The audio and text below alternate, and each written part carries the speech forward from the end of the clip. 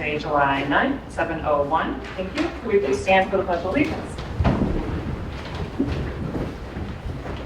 Pledge allegiance To the flag of the United States of America and to the republic for which it stands, one nation, under God, indivisible, with liberty and justice for all. Thank you. Madam Clerk, could you call the roll, please? Lori Bourgeau, here we got Kelsey Cook, Here. Maureen Halla, Yes. Allison Kemp, here, Jacob Nicosia. Here. Yes. We're going to call or text me last hour from the meeting, didn't think it was going to be able to. Oh, okay. I'll make a motion to excuse Lori Rochelle from the regular meeting of July. Second? Motion made by Helmut, seconded by Nicosia. Any discussion? All those in favor say aye. Aye. Any nay? Motion carries. Is there a motion to approve the agenda? If there's no changes, I'll make a motion to approve the agenda as presented. Support. Motion made by Helmut, seconded by Kemp. Any discussion? Hearing none, all those in favor say aye. Aye. Any nay? Motion carries.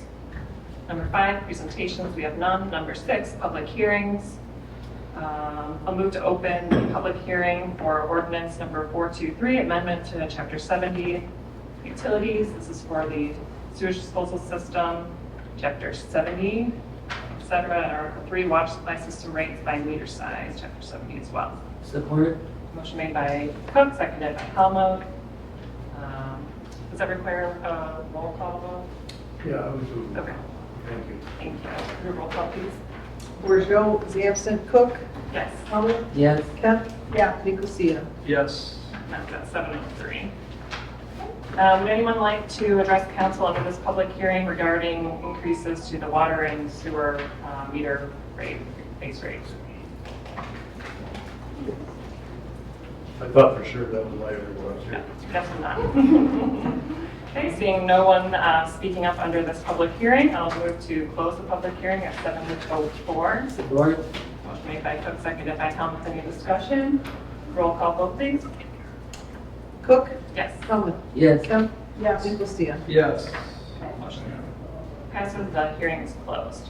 Next, item 7 is call to the public. This is the public's opportunity to speak to the council about anything on or off the agenda. If you don't mind stepping up to the podium and stating your name and address, if you don't mind, and take it from there. Anyone like to speak under public comment today?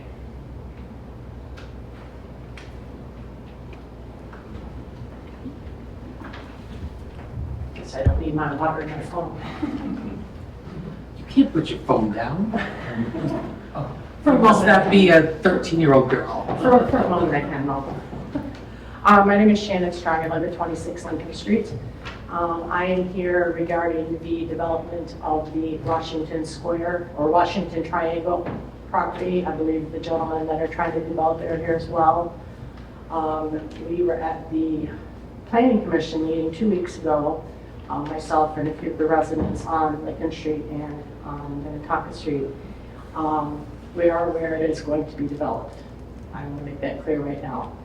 However, what they're planning, while it is smaller than what is allowed with the current zoning and current rules and regulations, we have concerns about, the traffic. I've already seen many traffic, almost accidents, and my husband barely missed an accident coming from the car wash, from the drive that is the Vets Drive that's going to be used as the drive for the whole whole community there. The other, I guess, issue is why do we have to put townhouses there? Why can't we just put a planned unit development? We went through this 4 years ago. We, fought it then. The Planning Commission actually didn't approve it, and then you guys voted it down 4 years ago, saying, let's leave it as a planned unit development. Now they want to come and do this again, so we're questioning why. Why can't we just put single-family homes there and call it good? The only thing that I can see is greed. They want to sell these things for $400,000. I don't think any houses around that whole field are worth $400,000. So why can't we just go with what, the surrounding neighborhood? There are townhouses there, they're all single-family homes. Why can't we just stay with single-family homes? Other than greed, I don't see any reason for it. And I guess that's my piece. Thank you for your comment.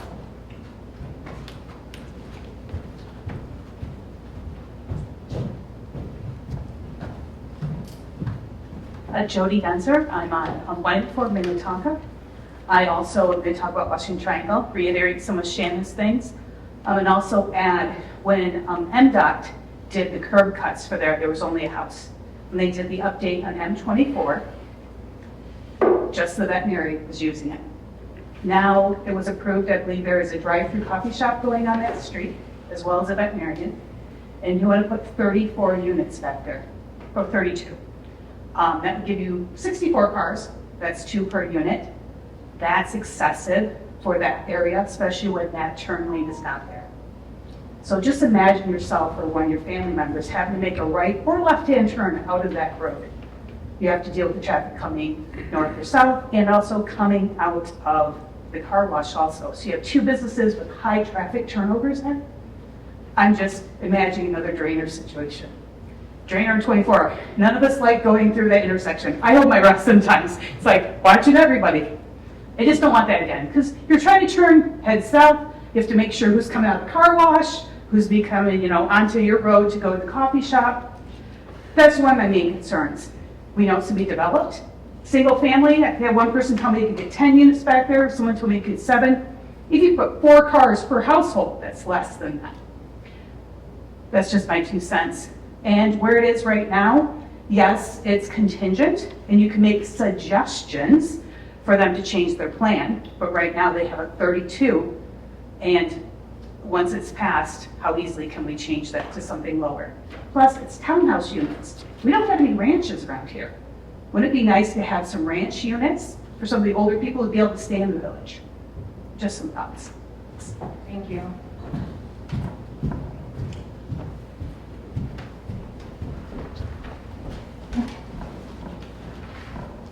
Hello, my name is Leah Scanlon and I live at 34 Lincoln Street.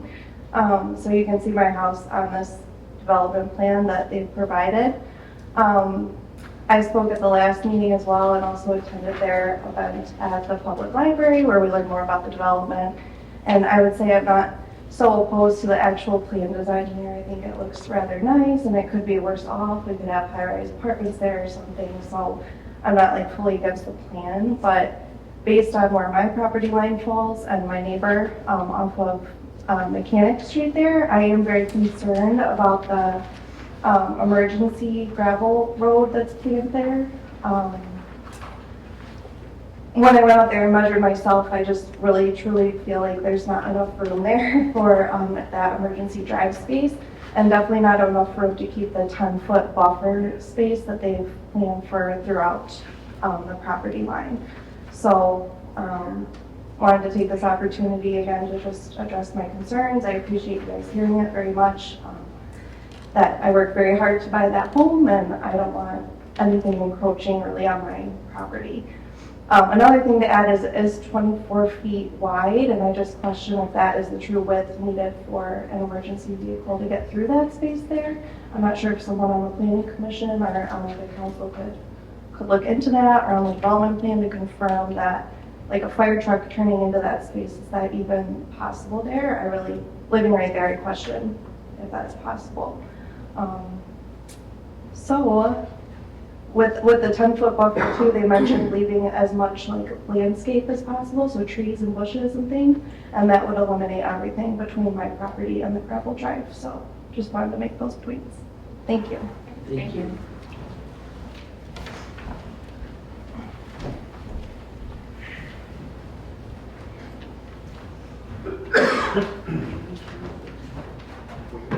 Hi, my name is CJ Godsor and I live at 851 Bay Point Drive. I think that for a lot of times change can be really hard. Cities adapt and grow, but if we try to keep everything wrapped up in a bubble and not change anything at all, what we end up with is a horrible housing crisis where people are graduating from college with degrees and unable to afford a home because there's just not enough of them. I think that this is a great opportunity to try to open Oxford up to more people. I think it'll increase our property values. I think that it will keep other houses from going up in price by taking what maybe could fit 7 homes and putting 32 homes in there so that other people can go move into single family homes that have kids and are trying to raise families. It'll increase the walkability of our downtown. They're very close. If we've got 32 units, maybe 2 people per unit, 64 customers just out at the doorstep. I think it'll give our residents more opportunities to form connections with one another. I think that it's environmentally friendly. Instead of spreading out single-family homes, which take up all this land, cut down a bunch of forest, we're putting it into this little tiny area. So, and the homes are more energy efficient because they're next to each other, and the area is more walkable, so people are less car dependent. And on top of this, it's like, this is going to be a tremendous tax revenue opportunity for our village. We're talking, I don't know, $70,000 maybe per year. Like, if we're going to try to build Oxford better, we're going to need these kinds of projects, and these gentlemen are helping push us forward to providing more services or lower taxes or whatever it might be that we decide to do with that extra revenue, so that we can improve the lives of the rest of our citizens. It's, in my opinion, it would be absolutely insane to take a look at all of these benefits that we're accruing and say, no, we don't want more walkability. We don't want more revenue. We want to be less environmentally friendly. We want worse business opportunities.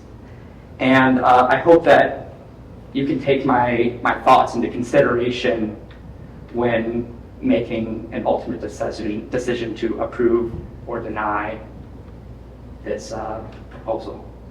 Thank you. Thanks, CJ.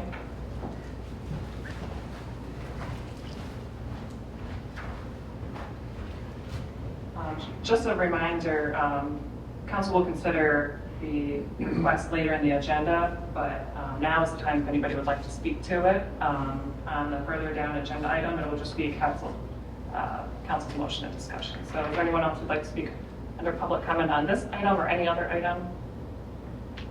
Okay. We will move on then to the consent agenda, item number 8. 8A, receive and file items. I'll make a motion to receive and file consent agenda item A1 and 2 as presented. Support. Okay, motion made by Helma, seconded by Kemp. All those in favor say aye. Aye. Any nay? Motion carries. Thank you. 8B, approval items.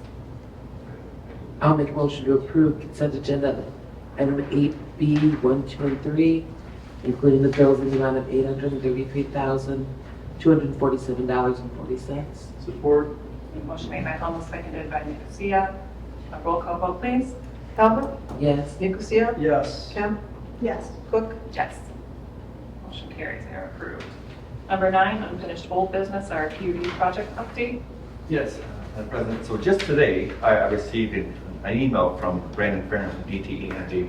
I reached out to him a few weeks ago wondering where it's at, because we issued the permit for the underground boring, and we received the bond payment, everything that we needed, and we haven't heard anything from them. So today, about 3 o'clock, he sent me an email saying, "Good afternoon, sorry for the delay in the project. There was a miscommunication regarding materials on our end. The construction coordinator thought I had to place the purchase order for the poles and luminaires." This is Brandon Farron. When in fact, those materials had already been obtained, so they were confusion on their end. They're hoping to start underground work in the next 2 weeks. So that's kind of where they're at. They look confusion on their end, thinking, construction people talking to the other folks, thinking that they were still waiting to get the latest orders and stuff, but in fact, they've been in Mr. Watson's garage for months. So hopefully, the next couple weeks, permit's been issued, they'll show up at the contractor, get the boring done on the Stanton Street, get the light poles erected. And I think that was part of the reason that it was going to be built. I'm glad we heard from them. Yeah. Has there been are there any village permits that need to be, nothing outstanding, nothing that's been kind of hanging out there? This is the last, yeah, we had to do a right-of-way permit because they're going to be doing a trench and boring underneath the road. So, Perfect. Okay, any questions from council on that item? Did they give you a timeline, I guess? just said in the next, they hope to start in the next 2 weeks. Do we know how long after the start time? It shouldn't take, they'll probably do all the boring in one day. Okay. And then they have to, the wire's already been ran between each pole base. Then it might take, I think it's only 5 light poles. Or 6. Yeah, if that. So they have to coordinate with the selectmen to make sure that the poles are available ready because around the corner in his building. Perhaps he can get them staged for them or something maybe. So they have to coordinate that too. All right, we'll move on to 9B, the Lakeside Drive School Drop-Off and Pickup Vehicle Congestion Matter. And council, if you recall, I didn't have this in the original packet that went out, but I emailed it to everybody, I think it was yesterday. David looked into this and wrote a memo about traffic control orders. Yes.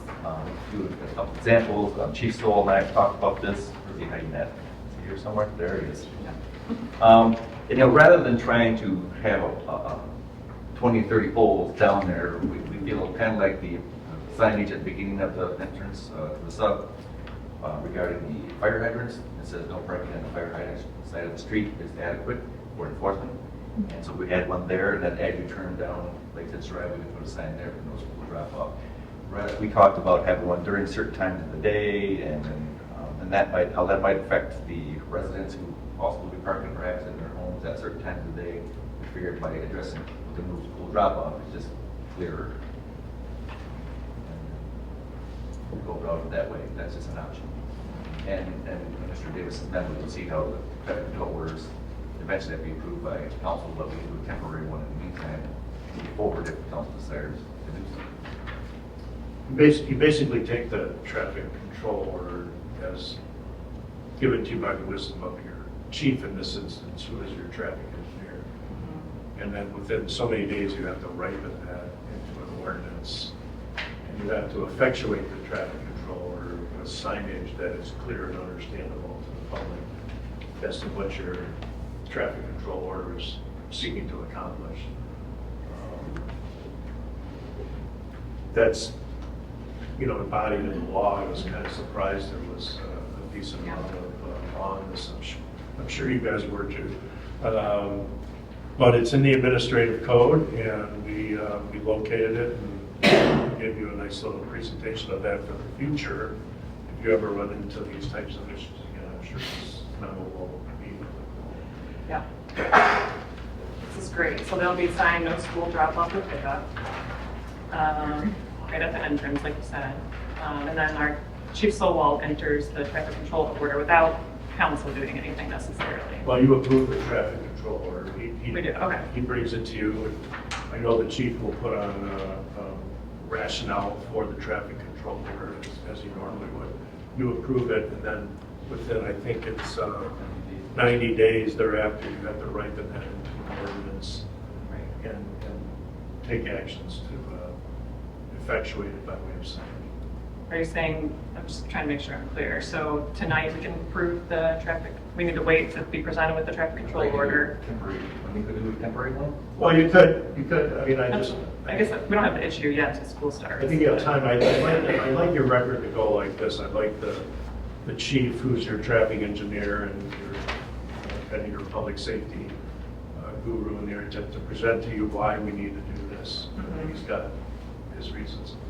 And then we have a record of that. Then we have the traffic control order. Then we have the ordinance. But the traffic control order can be implemented right away as soon as you approve it. That's my concern. I don't want people to start doing that the new school year and then have to all of a sudden 2 weeks You into want to school. get this. You want to. Yeah. We could have the traffic control order at our next meeting. I think that would be perfect. We would have to get it done before school started, so, and then we could do, so that would be, so if we approve the traffic control order in August, That way it's in place for when school starts. Then we come back in September and do the ordinance. Okay, First reading, second reading. yeah, Right. but it'll still have that effect. Yeah. Have the schools discussed sending out a letter to all the parents or in their newsletter saying, hey, don't park here? We Don't- haven't communicated with the schools because we don't want them necessarily to feel it's their burden, right? It's more of a local enforcement issue. Of course, we can make them aware, but that's what's going on, and we will put that in place. I think you'll find that a large amount of the people doing the drop-off are within the subdivision. Others, I'm sure there's others that come into there as well. But But I think if they could throw it in their newsletter that they. yeah, but I spoke to one of the Oxford Lake Association board members too as well. And if this goes in place, then they'll share it in their newsletter. That goes right to those immediate 400 homes in the subdivision. Right. Confidential. I think Mo's right. I think we should let them know because even outside of the stuff, that was Yeah. unofficial sports would not drop off. Okay. So, and then I was going to ask, what does enforcement look like? Whenever we start something new or put up a new sign or a new ordinance or a new law, we always like to educate everybody first and warn people before we start handing out citations. So this is gonna be a work in progress. It's not gonna be like, all right, gotcha, today, here we go, we just started this. So we're not gonna do that. We wanna give everybody a fair chance to say, hey, this is what we're doing and this is why we're doing it.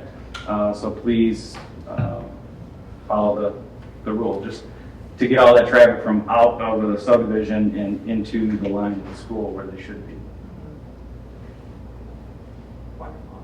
Anything you want to add, Chief? No, only that the sooner we can do it, the better, so we can do it before the school year starts if we can, so we can start our educational basis on that.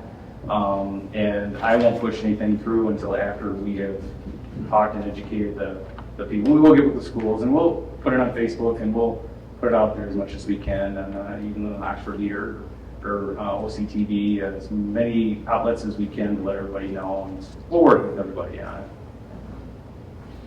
Great. Thank you. Thank you. Any other questions or comments from council? I'll move to approve the text as presented and installation of the signage as soon as possible. Prepare any necessary ordinance amendments for the August 13th council meeting. Support. Okay, motion made by Cook, seconded by Hellmuth. Any discussion? Okay, hearing none. All those in favor say aye. Aye. Any nay? Motion carries. Okay. All right. Item 10, new business. So first up is the conditional rezoning request for South Washington Triangle, Planning Commission's recommendation. I'm going to move to approve the rezoning as set forth in the contract. Is there a second? Support for purposes of discussion. Yep, thank you. Okay, let's have some discussion. Any questions from council to village manager or? if you have any? Mario was going to be here, but his memo that he prepared is in your packet. He's gone through all the various aspects of the zoning, the master plan, and all of those issues that he recommended. Just from a legal perspective, the Michigan Supreme Court did issue its opinion on conditional rezoning about 12 days ago.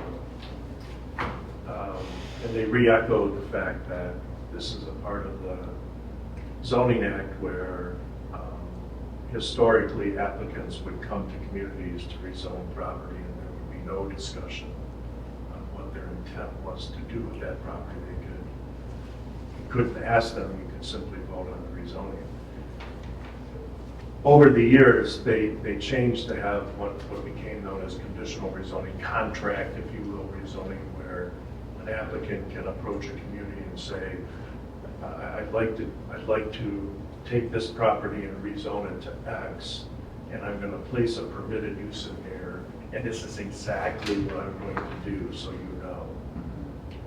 And one of the hallmark traits of this program is it's non-negotiable. You don't get into an exchange with the applicant about, well, if you did this, or it's you accept or reject the proposal that is now embodied in the form of a contract. They still have to go to site plan, they still have to do all those other things. But tonight before you is to accept or reject the proposed contract that gives rise to this development under conditional rezoning. And then if council approves, it would go back to planning commission Yep. for the site plan review and further. And at that point, they can discuss a lot of different things, but the cornerstone of the program is it's an applicant proposes, and you know, the planning commission makes a recommendation, and then the legislative body, because it's a legislative function, votes on approving or rejecting what the planning commission is. Basically amendment the planning commission to the zoning ordinance. So Right. that is the zoning. Right. So you have in front of you a proposed contract. Mhm. In a sense, we reduced it to a contract. And it incorporates by reference the development that they proposed. And one of the things you should be aware of is that if in the future that this development doesn't happen or this development ceases to be there, the zoning would go back to the zoning that it was. Not transferable. And it's non-transferable and all the things are in the contract, so. Great. Thank you. And given that information, is there anything council wishes to say? I've given a lot of thought to this conditional rezoning, and I wasn't able to attend the planning commission meeting, but I did listen to it, and I heard all the public comment and weighed it. Obviously, this is not a simple issue, and as someone said, change is inevitable, but it's not always fun. I do think there's some issues that need to be ironed out in the site plan, but I do trust that the planning commission will iron those out with our fire safety and whatnot, and make sure all those issues are taken care of. And your planner will obviously be at your planning commission during the site plan. Okay. Well, On the planning commission, what kind of changes can be made to the plan? And what are we held to? You enforce the site plan like you would any other site plan, and you work on the site plan like you would any other site plan, but you cannot change the tenor of the agreement. Tenor, I love that word. That's because I couldn't think of anything else. It seemed to make sense when I said it. I mean, I know. You just can't change the fundamentals. You can't say, okay, well, you're asked, you know, your proposal was X amount of units. Here we're at site plan, we're gonna cut it in half. You're not gonna do, you can't do that. But can you look at the things that you don't really look at under site plan review? Absolutely. Like the radius for the truck turnaround radius and things like Yeah, that. yeah, all They have that's- to adhere to those things, and those are normal requirements in site plan review. It's not an apartment complex, so there isn't dumpsters around. Sometimes those come up on commercial developments. This is residential, with the curbside pickup.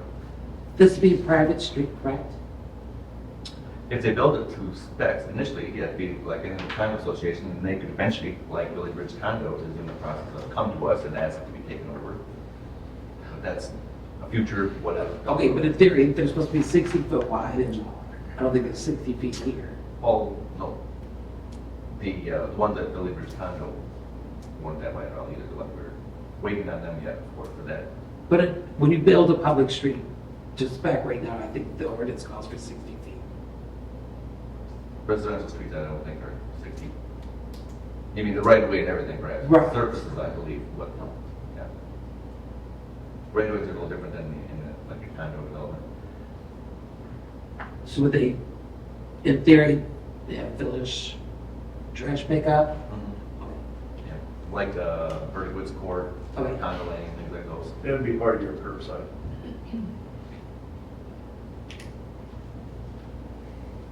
Any other questions? Okay, well, does anyone need the motion reread? Roll call vote, please. Kemp? Yes. Nicosia? No. Talbot? And the next step is planning commission site plan, right? Yes.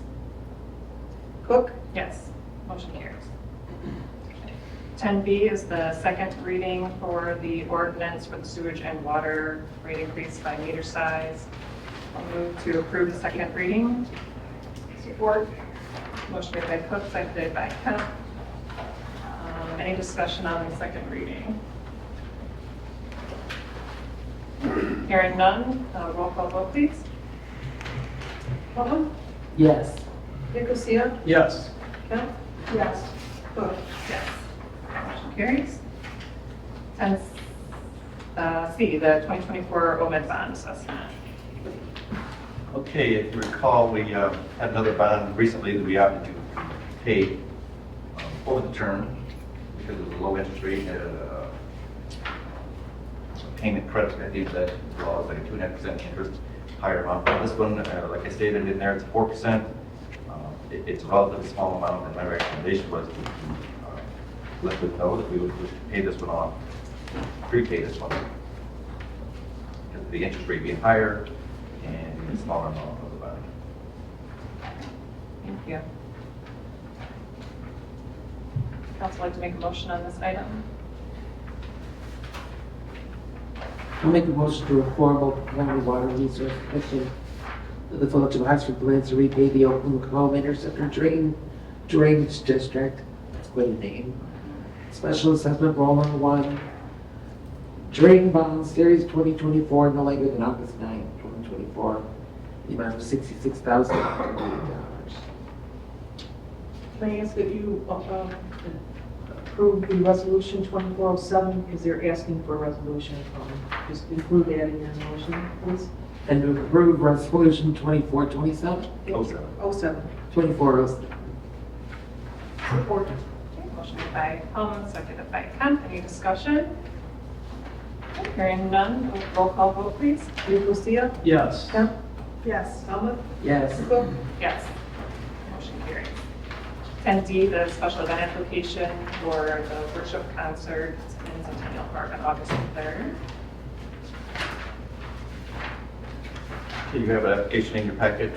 We have received all the required information that the paying deposit and full common appearance, proof of insurance. It is proposed for August 2nd from 6 p.m. to 8 p.m. in Centennial Park.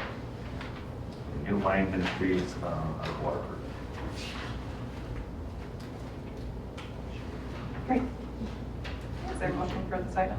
Motion to approve special event application, worship concert, Centennial Park, August 3rd, 2024. Excuse me, it's August August 2nd. 2nd. There was a misprint on that. August 2nd. Yeah. Is that Friday? Yeah.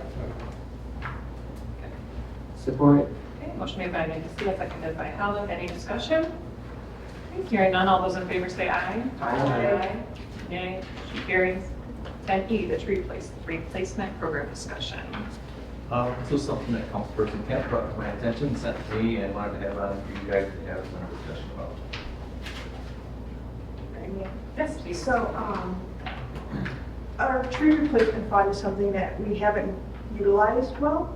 The budget line for this year is $1,660. We had taken down a number of trees that needed to come down because they were either dying or they were interfering with infrastructure. This was something that had popped up that I liked how this community had, how they ran their tree planting program for the planting trees in the right of way. So their system was that residents can request a tree, be planted in the right of way.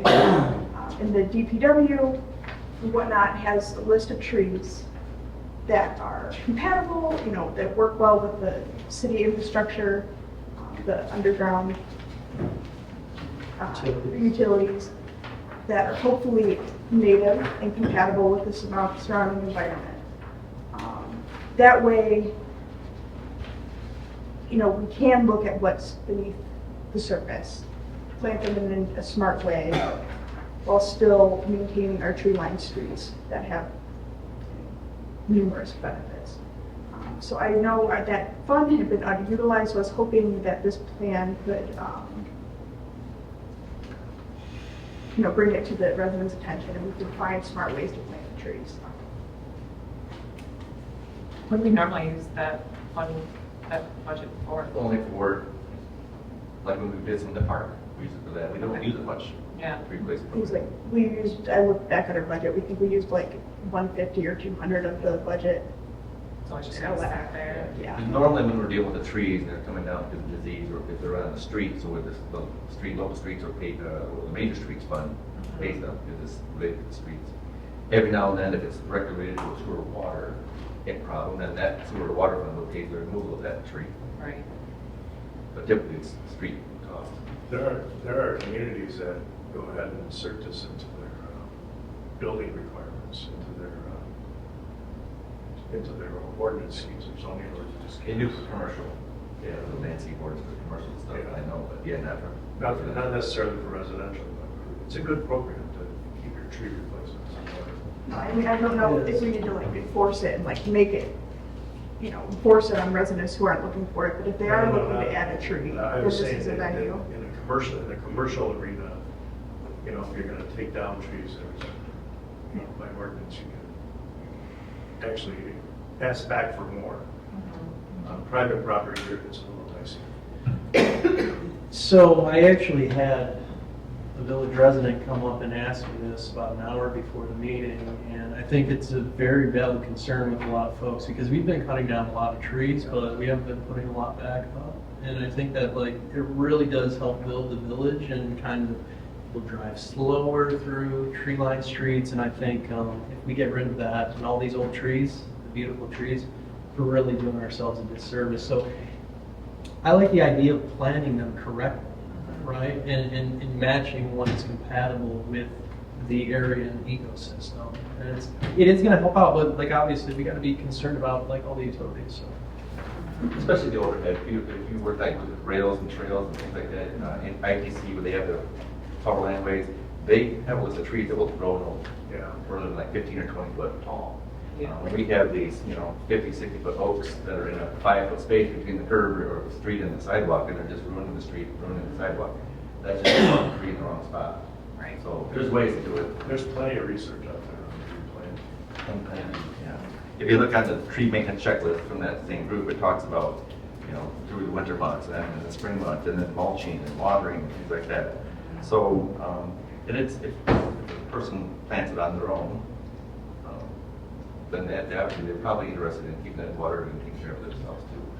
We've always encouraged them, say, when we take a tree down perhaps in the right of way, between the sidewalk and the street, but by all means, they put it on, then we just suggest they put it behind the sidewalk, into the front yard. So it's another 5 or 6 feet back. But we try to minimize the length because it's pretty narrow, some spots, right away. But if it's not right away, it becomes our responsibility when if it heats. But if you get the right tree in there, it'll minimize that. So something important to me is obviously compatible with the utilities in the urban environment.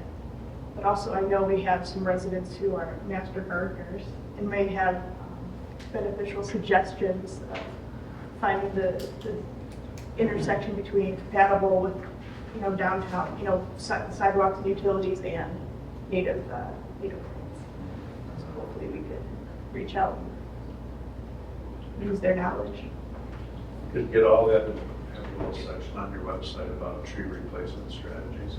Well, and I think what, I was looking specifically at Berkeley. Berkeley had like an application that you could fill out if you were looking to plant a tree. You could fill out, it was like a 1-page application, and then they looked at them and moved forward that way. This is like a rebate, or the village would pay for it? Well, I didn't go, I looked at their page somewhat and picked around a few spots here and there, but I believe that they were paying the cost that the city was up front. And that's why there's a limited number of trees. So they're budgeting X amount of dollars per year. And that's why they say that they're on a first come, first served basis. There's a limited number available, limited all caps, right? And they say you got a new tree, it's important to ensure proper care is given to the trees on your property. So there's kind of a two-way bargain there, right? If the village puts $150 into a tree, comes out, gets it planted in, then some of the responsibility then falls on the homeowner to nurture it, and things like that. But typically, though, they're asking for it, they're going to do. So if we could put together some little more detailed examples, this is the first shot. Yeah. Allison sent to me, we were just putting that for, get the brush of an idea. So, But if certain like diameter trees, certain species, and then obviously it'd be approved through our DPW where they're located. and you could even start out, let's say you kind of, one year, come in the budget a little bit, you find out, maybe there's some time, you can do it right through the winter months, I think. Any month end, is it R in it? ER. But it's also appropriate given all the investment we put into all the new service lines as well too. So I think it kind of goes hand in hand, at least particularly for those properties, so we don't waste that money. Yeah. Good. Thanks for bringing this forward. Yeah, great idea. So, for the next, what's the plan to make sure this happens? Can we work on something between now and the next meeting and then kind of like some Get more you got a detail? list of the trees, maybe some of those costs, right? So then you have an idea, okay, how big of a step do we want to take this step from? We can see what other communities are doing this. Yeah. Berkeley's pretty good on these things. Birmingham might have a program. We'll take a look at it. Sounds good. I like the idea of putting an application out there too to. And it may get to where you get 40 applications, you only doing 10 of them, well, you draw some names out of a hat or something like Yeah. that. So, Correct. Or You ready were to apply, you equitable, apply yeah. next year. yeah. Okay, wonderful. Thank you. All right, 10F is the, I had a note down here under my manager report, I forgot I put it on there. So, Joel Koza here is one of the owners of the Design House, principals of Design House. While he was here, I didn't even think was on this project here, he was here for a different project. And part of the issue with 18 West, we've already done our asbestos survey, right, to remove the asbestos, and Terry's been working with the county to use the CDBG fund. The thought has always been, since I've been here, that that was going to be demoed. At one time, even before I came, OCTV was looking at perhaps moving there and all that stuff, and that's well water under the bridge at this point. And so when Joe was here, I thought, well, if that building gets torn off, you got to rebuild something on that east end of our building. You have to extend the roof out. You got to make it look symmetrical to some degree, and you have to have an exact plan, whoever's demoing it, where you stop, and then someone right behind them where they rebuild it. And so when he was here one day, I dragged him over there. I said, look at what we're looking at here. What do you think? And first thing, like Joe said, because the building's in pretty good shape. Why are you sure you want to demo it, or why are you demoing it? And I said, well, that was the default position, I guess. So I thought, why would we want to at least take a look to, if it's going to cost $100,000 to demo it, remove the asbestos, well, it's coming out regardless. Take the basement out. It's got a full basement, fill it in, or it's going to cost $150,000 to rebuild the thing. We would at least like to present you with that option, I think. To go through the demo process, SHPO gets involved, State Historic Preservation Organization, and a lot of red tape and hoops there because the building's over 50 years old. So I don't know. The cost of buildings, again, what's the use of the building? Don't know. The DDA is always growing, they might need more space. But, we just thought, you had an architect who was here, we walked over there, the building structurally, it's fine. The roof is bad, all the HVAC would be redone. The interior is like a rat maze, so it would need to be redone inside, open it up more, right? Like today's use would be. So we thought, I think you presented, I didn't have it in there for motion tonight. I just wanted to bring it, that we've had a discussion, he sent me a proposal of probably $4,500 to do a review of the building, look at himself and the contractors, and present a plan, like a differential between demo costs and then the design to where the demo contract would end, and then somebody would pick up the refinish and build off the overhang and force down to match if that was the plan, or and comparison between that cost and what the renovation cost might be. yeah. I'm definitely interested in reno cost. I mean, I'd rather see the building stay how it is, especially because it is like. Yeah, it looks like we lose an arm. Symmetrical It building. looks like an amputated arm if it goes. but Right. If you're gonna do that, you have to do your best to make it look like it didn't. It would look odd. It would look, So it was just a thought, like, what would it take for somebody, an architect to actually go in there, not just a contractor, an architect and contractors or someone to say, pick up the ceiling, look around, look what's there, where the walls, where they come out, and give a better idea of A versus B. right. So it was kind of new, there's lots of stuff on the agenda, and so I did hold those together for this packet for any addition or motion tonight. I want to at least get it on and let you know that's on my mind, and I'll work with them if we get approval to go forward. Where's he from? Design House? Is that? Is it Auburn Hills? Yeah, or Auburn. Yeah, it's. Joe, can we have them look at like potential use cases for the actual use of the building? Well, I guess you'd have to, to some degree, you have to, if you're going to do an interior build, right? You'd have there's some basic, sure, a meeting room perhaps, a couple smaller offices, renovate bathrooms, throughout ADA. I don't know if he's more on that real estate end to use things, more of a neat design, West design, I'm thinking, but. I think that like common WeWork type of style. Like a design Conference room, people are always meeting areas, make it work. Forward for the DDA. Don't feed it. Hey, Joe started it. They could use more room. Could we, Thinking out the closet they're living in right now? Yeah. can we look at, there is no interior door to go through right now, correct?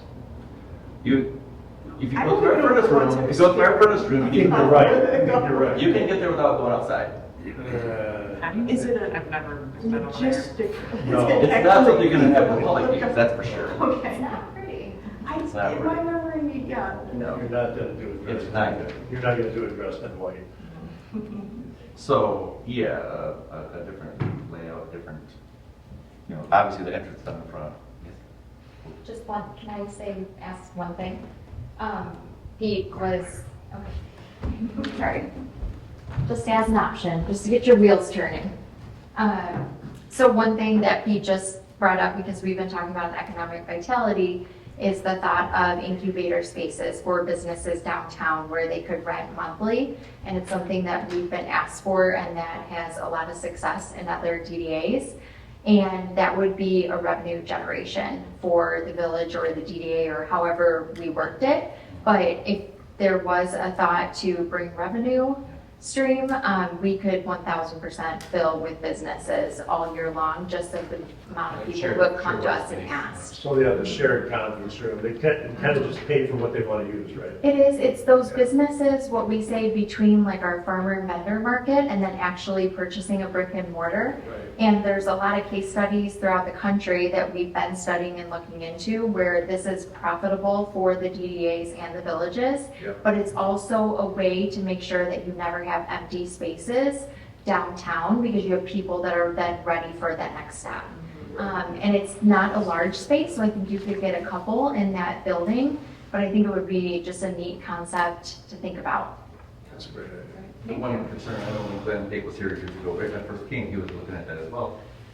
I think he found a way around it because it's not in the DDA district, but I think it was a way to still make it work. You could fund it even though it wasn't in the district, I think. Yeah, I would say that in that case, then it would be revenue generation for the village and we would just work alongside of you because it is bringing us so much value too in the walkability for the businesses. So that's the way I would look at it. It would still set under you. Yeah, that's right. You may not be able to use DDA funds because it's not in the district, but doesn't mean you couldn't be there and how it's going to work with them and mentor them or whatever. Exactly, collaborate yes, with the them. mentorship portion of the incubator space is huge. So that's Thank you. where the thought was. Thanks. So more for us next month, I hear. Yes. Great. Thanks. Any questions or comments from council before you move on? I really like all of those ideas. I think like the revenue stream, that potential revenue stream coming in, that's exciting. I also like, for the community of being a resource that people can come to WeWork, come down there and on the internet or come out here and you get closer to and stuff. I think it would be really good for everyone to bring them together as well. So, So, Madam President, that's the end of the agenda, right? Yeah, I think so, because we definitely don't have a clerk treasurer who's retiring or anything, so. It's not like you have to make a decision on posting a notice for my replacement. All right. It's painful. 10G.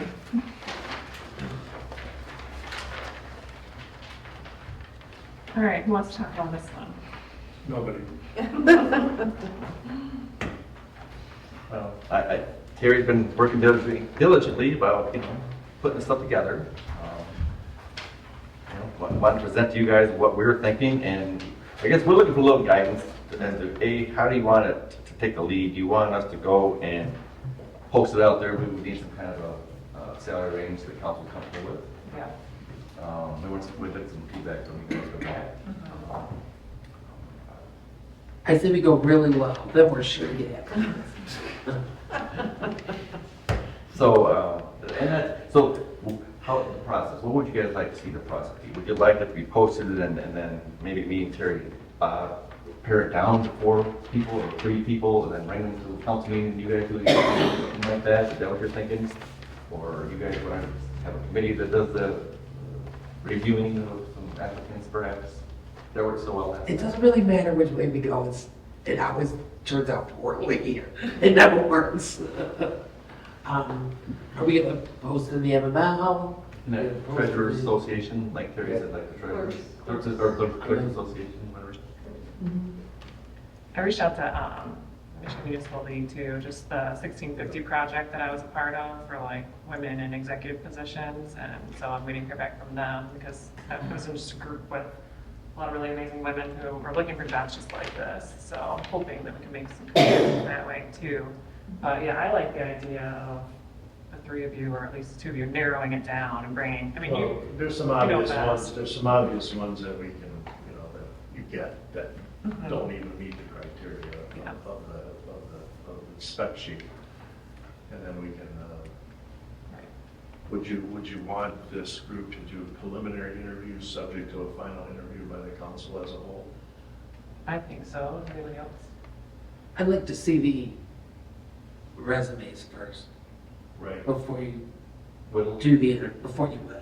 That's Okay, good. so we could take in a whole crop, and we could get to you the information. Send us everything. We want to see everything that comes in. Our recommendation on who we Yeah. would call for an interview, and subject to your additions or deletions. Just curious, why wouldn't we use a recruiter for getting a position as talented as Terry? We need a recruiter to get her. It was me. We just snapped her.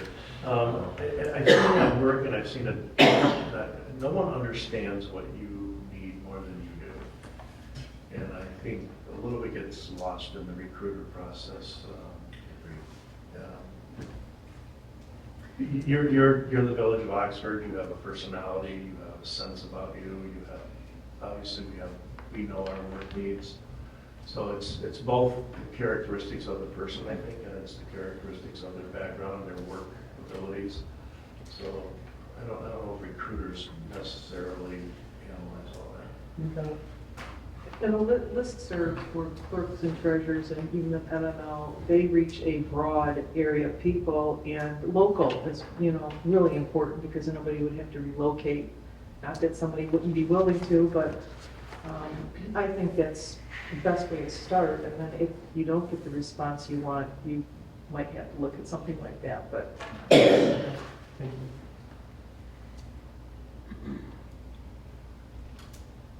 And I think the experience you have in the proposed, your position notice is good because, I think someone obviously, we're not going to get Terry again, right? And so we may get someone who's just learning, someone who works in local government but isn't a clerk, right? And so that's probably, or maybe someone who is a clerk that wants, or a treasurer who wants to move.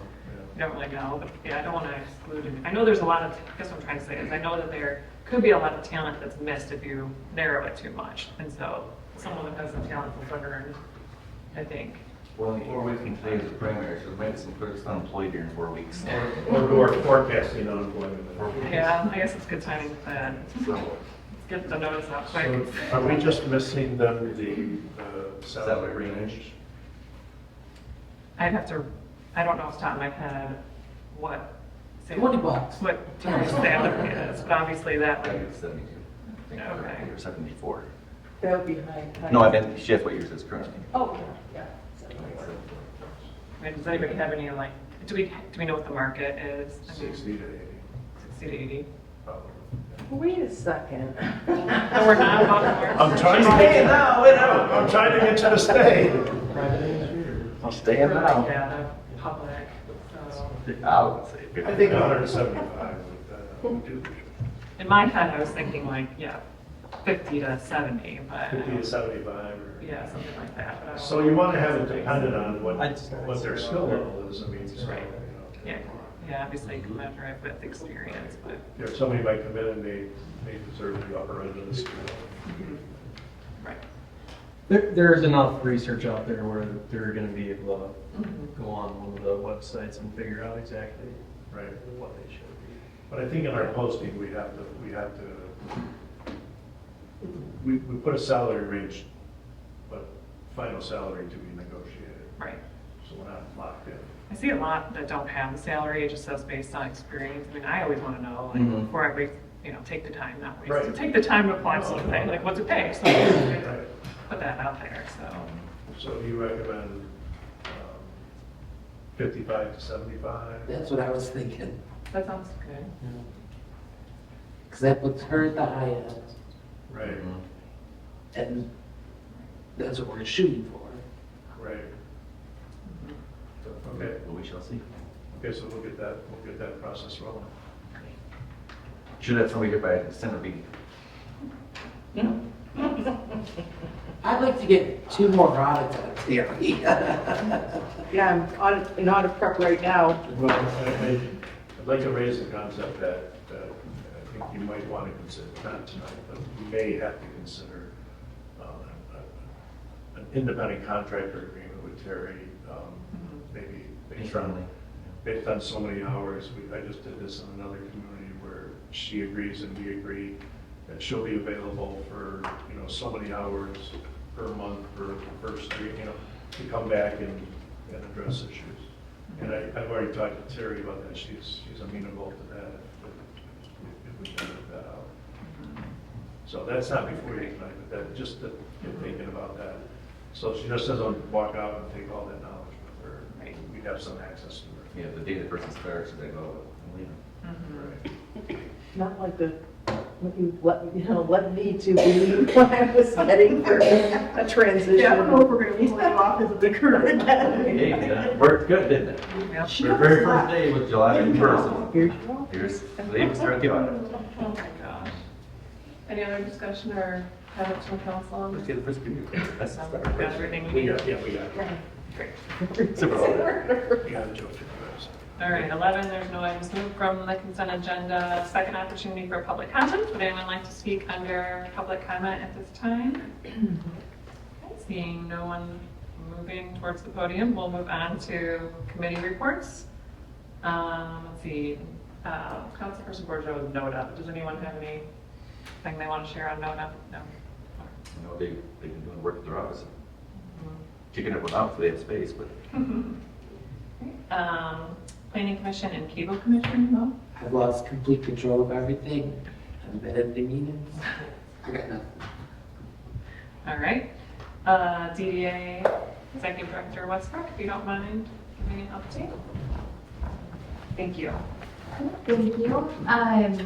It feels like we're in the busiest time of the year, but I think I say that every time. We have our market coming up on Thursday. So we're out there chalking off all the spaces and we're up to 30 vendors. And I think that that'll be great for the community just to get local produce and everything local that is handmade and grown right in this area. We had the hardest time finding a farmer this year, so we actually partnered with Farm Girl. I don't know if anybody's familiar, but she didn't have the staff to help, so we actually came alongside her and we'll be running her stand for her to make sure that we can bring local produce to this area. And we also had a new grant that is available to small businesses start today through Main Street Oakland County. So we're going to be working with all of the businesses in downtown on match grants up to $2,500. And that's all through the county and funded through them. So we're excited about that. We have our strategic planning coming up. We decided that we needed to kind of do a deep dive into the next 3 to 5 years. So I will personally be inviting all of you, and I know I'm hoping that the village staff will get Joe there, because it's not a golf night, Joe, don't worry. So, but we're excited just to really dig into what the next 3 to 5 years look like in Oxford, and just get fresh ideas from the community and our volunteers and our board of directors. We met with 2 new businesses and helped them secure spaces in downtown. So they'll be opening in the next month. And we also worked with the ice cream shop to do their final, so less than 3 weeks. They're just waiting on our friends at DTE, so they're ready to open their doors, which we're excited about. I wanted to mention Curtis Pagels couldn't be here tonight, but he is the owner of Washington Square, which is the lot that we do all the fun things in.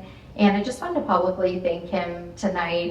Him and his family, unfortunately, were under the weather, but we've hosted over 100 events in the past 2 years in that square, and line dancing tonight that we actually moved over to the dealership because we thought some rain was coming in. But that space is such a great community space, and I don't know about you guys, but when I drive by, I see families there and utilizing it.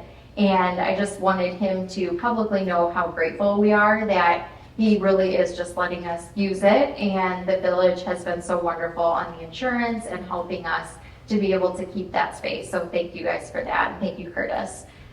We are in the home stretch of finalizing our 501. So we're going to have a 501 that falls under the DDA to clean up some of our sponsorships and just make sure that we can continue our funding. And so we're going through at the DDA board meeting next week, choosing those board members. So we're excited about that.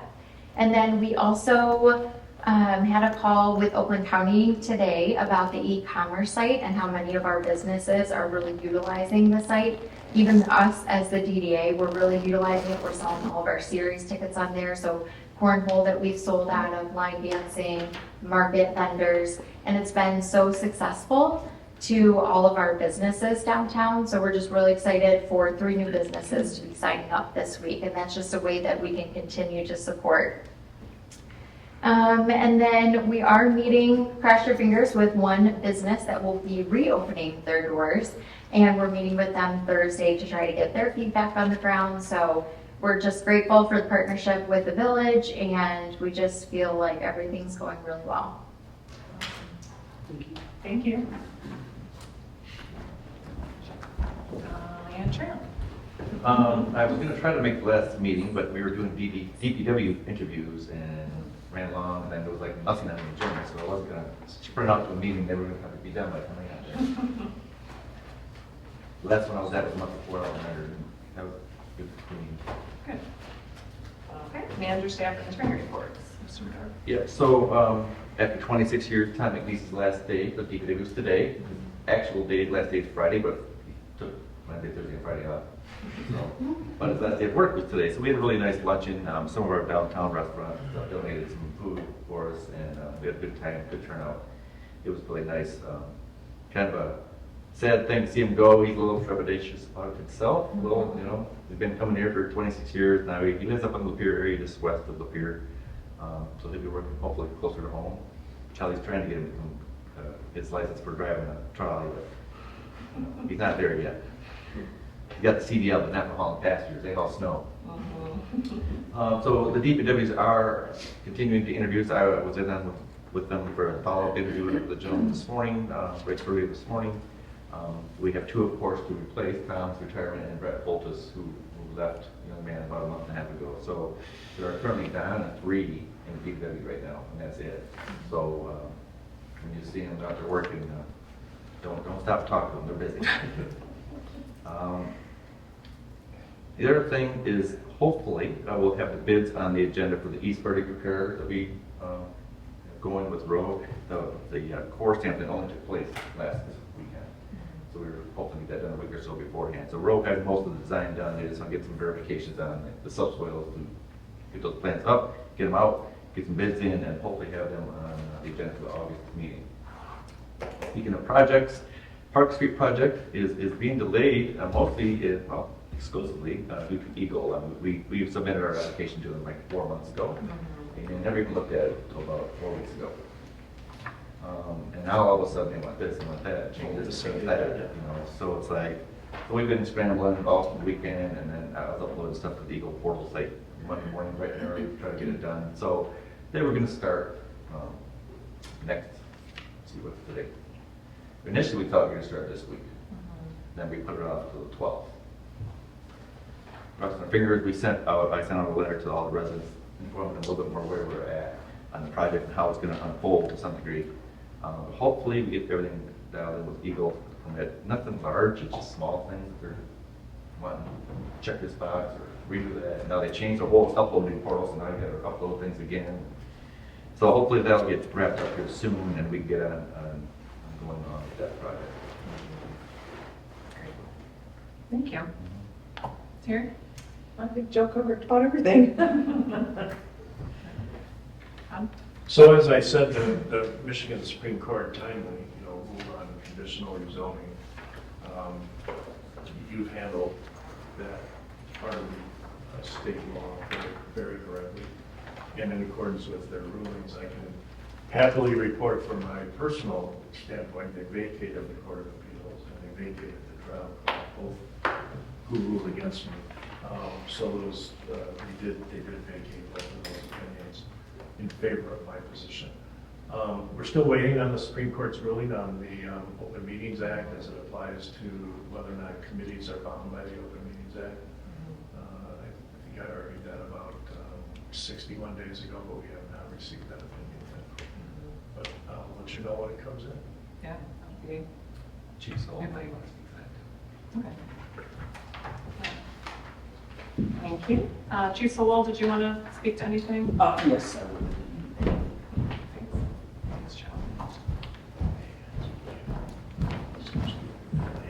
Good evening again. I gave everybody a flyer for the, we're working with the North Oakland Community Coalition on giving out marijuana lock boxes.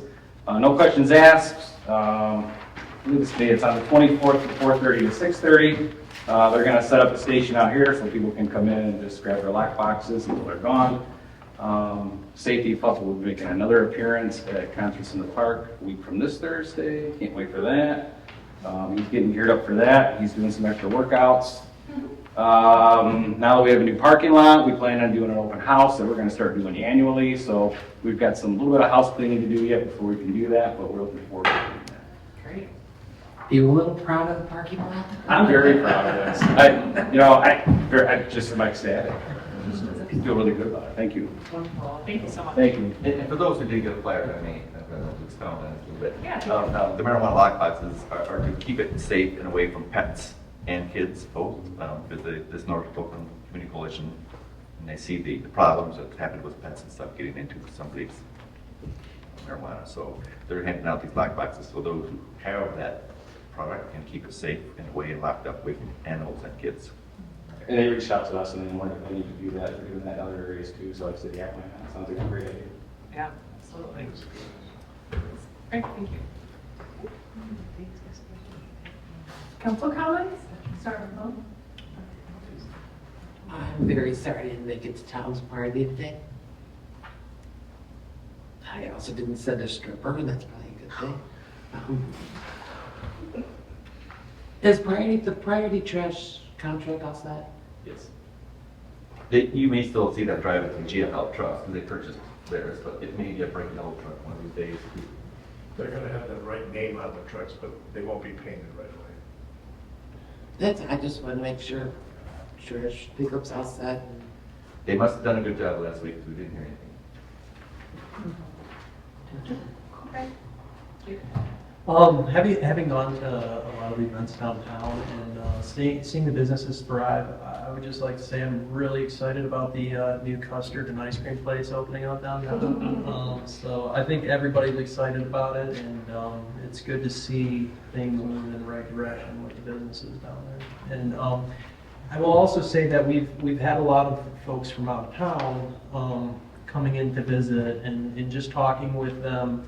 They always speak about how unique Oxford is and the setup down here, and how lucky we are to really have something like this in this community. So keep up the good work. The DDA has done so many wonderful events and spruced up so many things. But also I'd like to thank our office staff and our DPW who do all the behind the scenes work that is not necessarily fun or glamorous or evident to the public. So thank you for the work you do. That makes That really went smoothly. All right, I will move to adjourn at 8:11. Support. All those in favor say aye. Aye. We are adjourned. Thank you.